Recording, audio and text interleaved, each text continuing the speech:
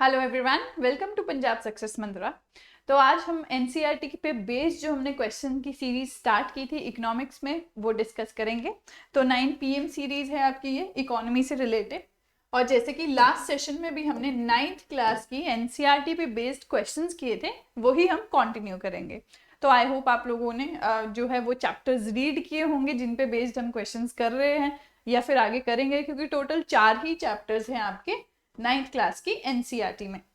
ठीक है जी। तो यहाँ पे आपका शेड्यूल कुछ इस तरह से है। सुबह 10:15 आप देखते हैं करंट अफेयर्स, ऐसे ही मैथ और रीजनिंग की लाइव 12 बजे, और ये classes for all Punjab exams आपका 2 बजे, वन लाइनर पंजाब जी के 5 PM, और ये हम करते हैं 6 PM जो है डेली करंट इशू। अब यहाँ पे हमारी 9 बजे वाली सीरीज में हम लोग कर रहे हैं इकोनॉमी से रिलेटेड 10 MCQs, और बेसिक्स क्लियर हो इसीलिए हमने एनसीईआरटी से स्टार्ट किया है पिछले सेशन से। ठीक है जी। लास्ट सेशन में हमने 9th क्लास के एनसीईआरटी के फर्स्ट 2 चैप्टर्स के क्वेश्चंस डिस्कस किए थे। देखिए इजी है, सिंपल है, 2 घंटे में आप वो बुक खत्म कर सकते हैं, लेकिन आपका क्या है बेस बनाने के लिए इम्पोर्टेंट है, क्योंकि इकोनॉमी में मैंने देखा बहुत सारे बच्चे बहुत आंसर्स नहीं दे पाते थे, इसीलिए हमने ये एनसीईआरटी से शुरुआत की है ताकि आपका बेस यहाँ से बिल्ड हो और आपको +1 +2 के एनसीईआरटीज भी समझ आए और फिर आप जो है स्टैंडर्ड बुक्स देख सकें। ठीक है, तो स्टार्ट करते हैं आज का सेशन। फर्स्ट क्वेश्चन आपका है सर्व शिक्षा अभियान पे। तो ये क्वेश्चन जो है हमने ये जो स्कीम है हमने सेकंड चैप्टर आपको याद होगा ह्यूमन रिसोर्स पे था। अब ह्यूमन एज अ रिसोर्स कब एक्ट करता है, हमने देखा जब आपकी हेल्थ अच्छी होती है, एजुकेशन प्रोवाइड करते हैं। ठीक है, इसीलिए वो एम्प्लॉयड होंगे आगे जाके अगर उनका डेवलपमेंट अच्छे तरीके से होगा। तो इसीलिए बीच में वहां पे आपको ये स्कीम देखने को मिली, सर्व शिक्षा अभियान। Excuse me. तो यहाँ पे आपको क्या है, ये जो स्कीम है इसकी डिटेलिंग वहां नहीं दी गई है, बट मैं यहाँ पे डिटेल्स आपसे डिस्कस कर रही हूँ ताकि साथ साथ में आपकी ये भी कवर होती जाए। तो फर्स्ट स्टेटमेंट है आपकी to enhance and strengthen the skills and capacity of the existing teachers. Second है आपकी nationwide cleanliness by 2010। Third है आपकी promote girls education and also the education of differently abled children और children with special needs. Fourth है आपका to add additional classrooms, toilets, drinking water facilities in the schools. आपको बताना है which of the above given statement is और are the objectives of सर्व शिक्षा अभियान। तो यहाँ पे बेसिकली आपको ऑब्जेक्टिव्स गिवन है सर्व शिक्षा अभियान के। आपके ऑप्शन यहाँ पे गिवन है 1, 2 and 3 only, 1, 2 and 4 only, 2 and 4 only, या फिर नन ऑफ द अबव। तो यहाँ पे ये जो स्कीम है आपकी काफी पुरानी है, 2001 में लॉन्च हुई है।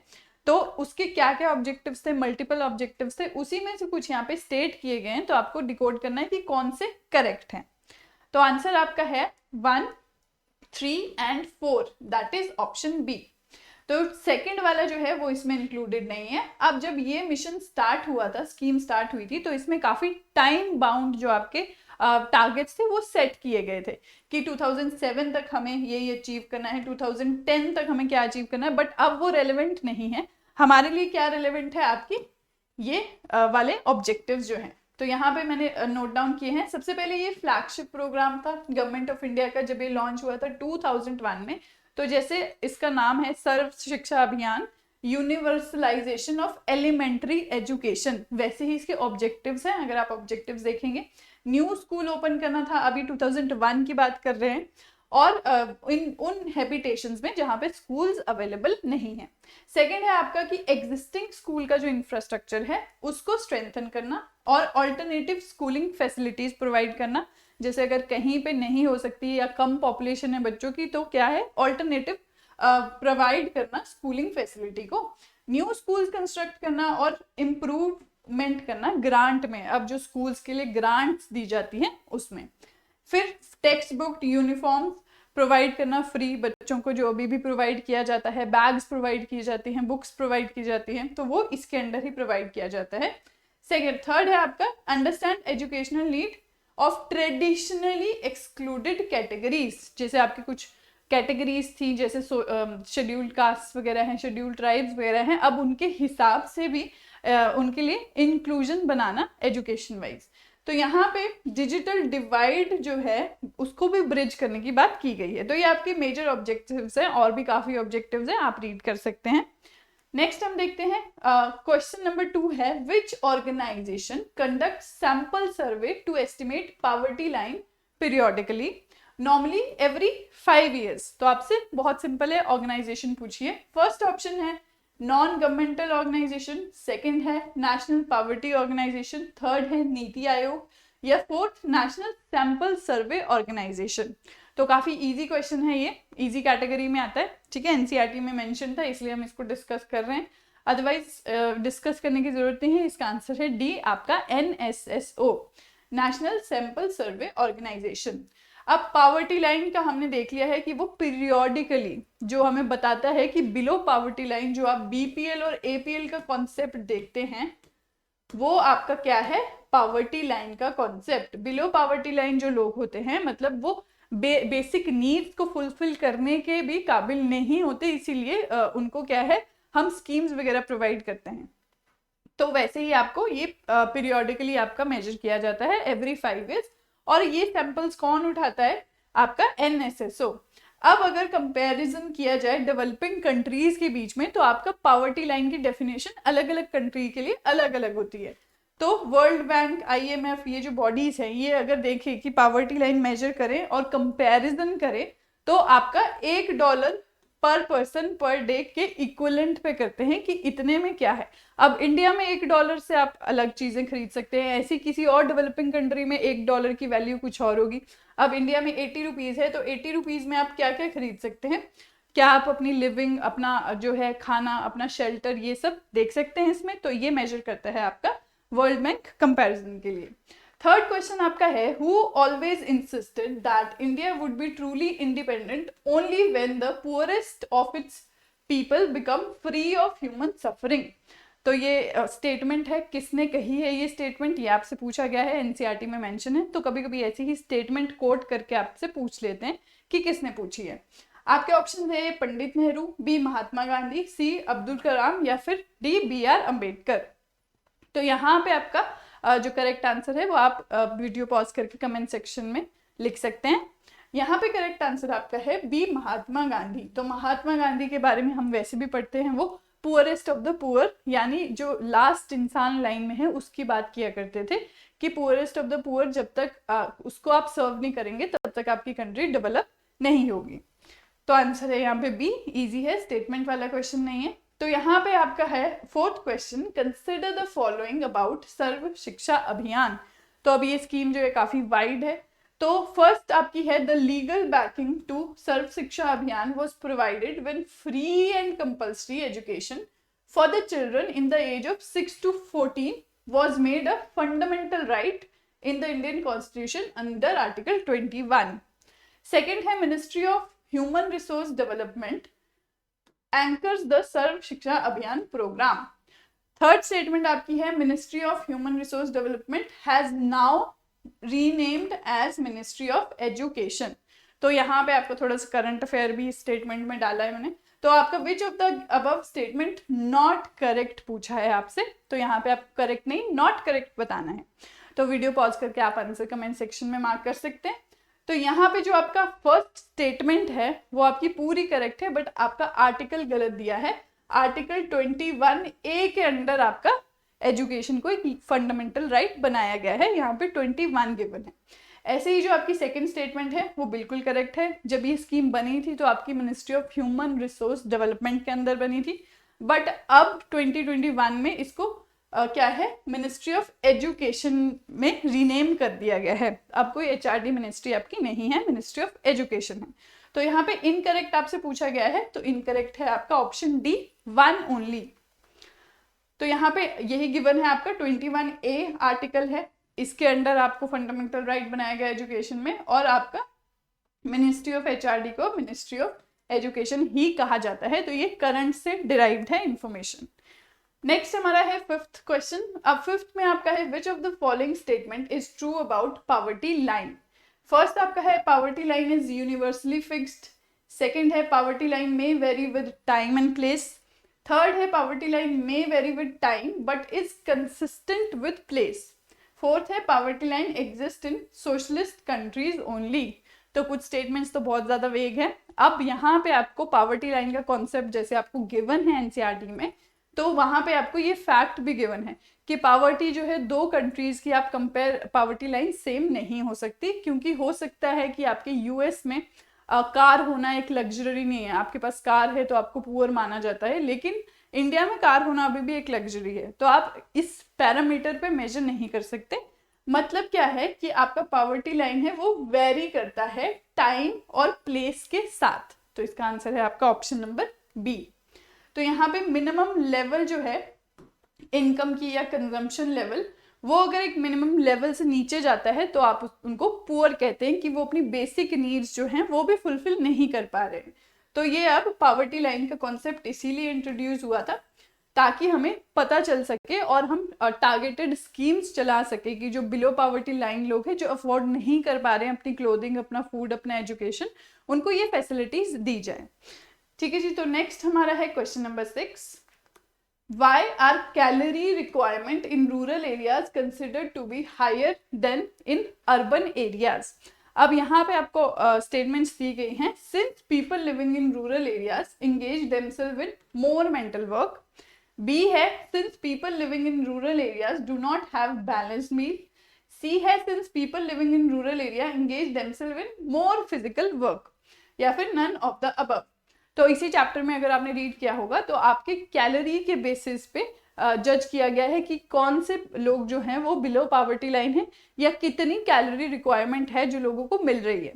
तो अर्बन एरियाज की अगर आपने देखी होगी तो अराउंड 2100 कैलोरीज कंज्यूम करेंगे जो लोग, वो आपके इससे ऊपर कंज्यूम करेंगे, वो आपके पॉवर्टी लाइन से ऊपर है। और रूरल एरियाज में 2400 कैलोरी। तो अब ये डिफरेंस क्यों है, यही क्वेश्चन में पूछा गया था। तो इसीलिए क्योंकि रूरल एरिया में आपके जो लोग हैं वो फिजिकल एक्टिविटी ज़्यादा करते हैं, इसीलिए उनकी जो कैलोरी इनटेक है वो यहाँ पे ज़्यादा रखी गई है, उनको ज़्यादा पोषण की ज़रूरत पड़ती है।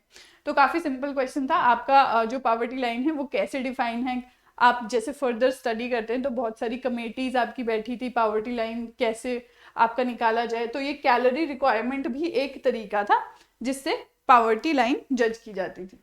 नेक्स्ट आपका है question number 7। Consider the following statements about mid day meal scheme. तो अगर सेकंड चैप्टर आप लोगों ने देखा होगा वहां पे आपका मिड डे मील स्कीम भी मेंशन्ड है अलॉन्ग विद सर्व शिक्षा अभियान। तो यहाँ पे फर्स्ट स्टेटमेंट आपकी पूछ रही है, it is one meal that is provided to all children enrolled in government schools only and supported under Sarva Shiksha Abhiyan. Second है आपका the objective is to increase the enrolment of children belonging to disadvantaged section in the schools. Third आपका है in 2021 the mid day meal scheme was renamed as PM Poshan और प्रधानमंत्री पोषण शक्ति निर्माण। तो which of the above statement is और are correct, आप लोगों को बताना है। अब इस स्कीम में भी, क्योंकि ये स्कीम जो है काफी पुरानी है, सर्व शिक्षा अभियान के अंडर लॉन्च हुई थी, अब इसमें चेंजेस आए हैं, तो यहाँ पे करंट का एलिमेंट भी ऐड किया गया है। तो आप जब भी एनसीईआरटी पढ़े तो आपको एनसीईआरटी में स्टैटिक इंफॉर्मेशन दी होगी काफी सालों पुरानी, तो उसे इस तरीके से अपडेट करना है। जैसे सेकेंड चैप्टर में आपका जो है इन्फेंट मोर्टेलिटी रेट दिया गया था, ठीक है, मैटरनल मोर्टेलिटी रेट दिया गया था। तो ये जो रेट्स हैं ये भी अब चेंज हो चुके हैं, इसलिए एनसीईआरटी वाले पे रिलाई नहीं करना है और ऐसे अपडेट करते रहना है। तो यहाँ पे आपको करेक्ट पूछा है स्टेटमेंट, और आपकी करेक्ट है 2 and 3 only. Option B is correct. अब फर्स्ट में क्या है, यहाँ पे जो गवर्नमेंट स्कूल्स ओनली दिया गया है ये गलत है, क्योंकि गवर्नमेंट स्कूल्स ही नहीं, जो गवर्नमेंट एडेड स्कूल्स है, आपके मदरसाज है, उनको भी ये सारी मिड डे मील स्कीम के अंडर वो आते हैं। तो आपका आंसर यहाँ पे है बी। अब मिड डे मील स्कीम्स आपको यहाँ पे दी गई है कि government school, government aided school, local body school, special training centres, मदरसा, यहाँ पे जो है आपकी mid day meal scheme imply हुई है, आपके सिर्फ गवर्नमेंट स्कूल्स में नहीं हुई है। तो मेन ऑब्जेक्टिव्स आपको गिवन है, क्या हो सकते हैं, एनरोलमेंट बढ़ाना बच्चों के जो डिसएडवांटेज सेक्शन के हैं, क्योंकि अब एक टाइम का खाना मिलेगा तो बच्चे जरूर आएंगे। और आपका 1 से 8 तक जो क्लासेस है, 1st से 8 तक, उन बच्चों को, ताकि वो 8 तक कम से कम पढ़ पाए। और न्यूट्रिशनल सपोर्ट प्रोवाइड करना, क्योंकि आपका न्यूट्रिशन हम देखते हैं कि माल न्यूट्रिशन, स्टंटिंग, इससे प्रोन होते हैं काफ़ी बच्चे अगर प्रॉपर खाना भी खा रहे हैं तो। अब सितंबर 2021 में क्या हुआ, आपका मिड डे मील स्कीम को रीनेम कर दिया गया पीएम पोषण अभियान से। तो पोषण माह भी मनाया जाता है, ठीक है, माह मतलब मंथ, तो ये आपका सितंबर को ही मनाया जाता है। अब पोषण जो पीएम पोषण अभियान है वो आपका एक्सटेंड करता है hot cooked meals to students studying in pre primary levels और बाल वाटिकास अलॉन्ग विद जो ऑलरेडी कवर्ड थे मिड डे मील स्कीम में, जो हमने यहाँ पढ़ा है। तो कुछ एडिशन हुई है, बाकी स्कीम यही है और आपकी नाम चेंज हुआ है। तो नेक्स्ट देखते हैं question number 8, which of the following would you consider as poor people. तो यहाँ पे अब जब ये चैप्टर, थर्ड चैप्टर स्टार्ट आपका हो रहा है, तो वहाँ पे आपसे पूछा गया है कि पॉवर्टी की डेफिनेशन आप किस चीज़ को मानेंगे। तो यहाँ पे ये सारे पीपल जो आपको गिवन है, इनमें से कौन पुअर है, ये एग्जांपल्स आपको गिवन है, जिससे हमें कुछ क्राइटेरियाज मिलते हैं पॉवर्टी के, और जिससे हम देखते हैं कि कौन पुअर है और कौन पुअर नहीं है। फर्स्ट आपका है लैंडलेस लेबरर्स इन विलेजेस और पीपल लिविंग इन ओवरक्राउडेड झुग्गीज इन सिटीज। सेकेंड है daily wage workers at construction site और child workers in dhabas. C है आपका beggars with children at tatters, या फिर ऑल ऑफ द अबव। तो यहाँ डेफिनेशन से कुछ कुछ चीजें आपने देखी होगी कि कोई अनएम्प्लॉयड है, या कोई अंडरपेड है, या फिर कोई आपका लिविंग कंडीशंस, खराब लिविंग कंडीशन में रह रहा है, वाटर नहीं है, सैनिटेशन नहीं, तो उनको हम पुअर मानते हैं, क्योंकि वो ये फैसिलिटीज किसी ना किसी कमी, या तो इनकम की कमी, मनी की कमी की वजह से फेस कर रहे हैं। तो यहाँ पे ऑल ऑफ द अबव आपका आंसर है। और जो कुछ क्राइटेरियाज है पॉवर्टी से रिलेट करते हैं जिन्हें हम, वो है landlessness, unemployment, size of families, illiteracy, poor health and malnutrition, child labour और हेल्पलेसनेस। अब इनमें से कोई एक फैक्टर अगर कंसिडर किया जाए तो हम पॉवर्टी को जज नहीं कर सकते, इसीलिए सेट ऑफ फैक्टर्स देखे जाते हैं। नेक्स्ट क्वेश्चन हमारा है 9th question, which of the following social groups are most vulnerable to poverty. A schedule caste and schedule tribe household, B other backward classes households, या सी कैजुअल लेबर, या D none of the above. तो आपके NCERT में simple statement mention है, उसी से derive किया गया ये क्वेश्चन है कि आपके पॉवर्टी के सबसे ज्यादा वल्नरेबल जो सोशल ग्रुप्स है, अब वहां पे उन्होंने 2 ग्रुप्स में डिवाइड किया है, सोशल ग्रुप्स और इकोनॉमिक ग्रुप्स। सोशल ग्रुप में आपका है a schedule caste and schedule tribe. यहीं पे अगर हम इकोनॉमिक ग्रुप की बात करें तो वो है आपके रूरल एरियाज में एग्रीकल्चरल लेबरर्स, और अर्बन एरियाज में है आपके कैजुअल लेबर्स, ठीक है। तो ये आपका इकोनॉमिक ग्रुप है, और सोशल ग्रुप में आपके कौन है, शेड्यूल कास्ट और शेड्यूल ट्राइब। तो नेक्स्ट हमारा क्वेश्चन कह रहा है कि dash to poverty is a measure which describes the greater probability of certain communities of becoming और remaining poor in the coming years. First है सोशल एक्सक्लूजन, सेकेंड है इंडेप्टनेस, थर्ड है वल्नरेबिलिटी, या फिर D none of the above. तो एक box में आपको वल्नरेबिलिटी का कॉन्सेप्ट दिया गया है। अब एनसीईआरटी की एक खास बात है कि जो भी इंफॉर्मेशन आपको बॉक्स के अंदर मिल रही है वो बहुत ज़्यादा इंपॉर्टेंट है। तो वो हमारे एग्जाम में जो है स्पेसिफिकली अगर एनसीईआरटी बेस्ड क्वेश्चन आते हैं तो उन बॉक्स में से ही ज़्यादातर पूछे जाते हैं, ठीक है जी। अब यहाँ पे वल्नरेबिलिटी जो है आपका आंसर है सी। अब वल्नरेबिलिटी ऑफ पॉवर्टी है वो एक मेजर है कि आपका जो पुअर है वो पुअर ही रहने वाला है इन कमिंग टाइम्स। ये हमें कोरोना में देखने को मिला है ज़्यादा कॉन्सेप्ट। अभी आप देखेंगे कि हम एनालाइज करते हैं कि ग्रेटर रिस्क जो होते हैं वो इन ग्रुप्स के होते हैं जो वल्नरेबल ग्रुप्स है at the time of natural disasters, जैसे अर्थक्वेक हो गया, सुनामी हो गया। रिसेंट आपने कोविड में देखा होगा सबसे ज़्यादा हिट कौन किया था, जो आपके पुअर पीपल थे, ठीक है। पुअर पीपल है उनके जो कैजुअल लेबर्स है अर्बन एरियाज में, या फिर जो एग्रीकल्चरल लेबर्स है उनको, क्योंकि सेविंग्स नहीं है, ठीक है, हैंड टू माउथ उनका चलता है, इसलिए उनको कहा जाता है वल्नरेबल ग्रुप। कि अगर कोई डिजास्टर आएगा, चाहे वो नेचुरल हो, मैन मेड हो, तो सबसे पहले आपका ये ग्रुप जो है वो हिट होगा। वल्नरेबिलिटी का सिंपल मतलब है कि दे आर प्रोन, ठीक है। तो ये आपका है कॉन्सेप्ट ऑफ वल्नरेबिलिटी। अब यहाँ पे आपने देखा कि आपके सेकंड चैप्टर में ह्यूमन रिसोर्स डेवलपमेंट के बारे में दिया गया था, तो उसी के अंदर हमने स्कीम्स रीड की, सर्व शिक्षा अभियान है, मिड डे मील स्कीम है, ऐसे ही आपके डेथ रेट क्या होता है, बर्थ रेट क्या होता है। तो ये सिंपल सिंपल कॉन्सेप्ट्स हैं जो इंट्रोड्यूस किए जा रहे हैं। थर्ड चैप्टर आपके पावर्टी है, यहाँ पे आपका पावर्टी लाइन इंट्रोड्यूस हुआ है। अब आपका कैलोरी के बेसिस पे हम कैलकुलेट करते हैं और इनकम के बेसिस पे हम कैलकुलेट करते हैं। ऐसे ही आपके वनरेबल सोशल ग्रुप्स क्या हैं। तो ऐसे थर्ड और फोर्थ चैप्टर के ऊपर बेस भी क्वेश्चन हम लोग डिस्कस करेंगे सब्सिक्वेंट लेसन में। तो आज के लिए इतना ही है। यहाँ पे हमने 1, 2 और 3 थर्ड चैप्टर में से भी कुछ क्वेश्चंस डिस्कस किए हैं, जिसमें से हम थोड़ा करंट भी चूज कर रहे हैं और जो आपकी स्टैटिक स्कीम्स हो गई हैं उनको भी डिस्कस किया है। ये हमारे कुछ इनिशिएटिव्स है, फ्री इनिशिएटिव्स है, पेड इनिशिएटिव्स है, तो आप अवेल कर सकते हैं। फ्री एनसीईआरटी कोर्सेज हैं, तो आप इसको अपने एमसीक्यू सीरीज के साथ भी क्लब कर सकते हैं। पहले यहाँ पे ये फ्री एनसीईआरटी कोर्स देख के फिर आप ये क्वेश्चंस अटेम्प्ट कर सकते हैं। तो आज के सेशन के लिए इतना ही। Thank you so much and have a nice day.